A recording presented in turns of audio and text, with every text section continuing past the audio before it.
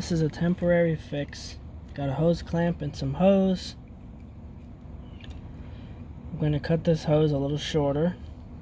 Cut the hose a little shorter, and then I cut it down like that. You gotta cut it like this so you can slide it over the pipe.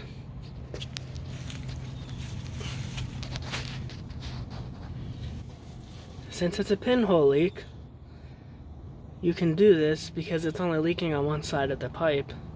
If it was leaking on both sides, then you would want to cut the pipe, which is probably what I'll do later, and put a hose in between.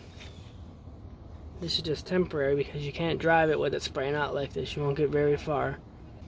I hope I put it in the right spot. I think the leak was here.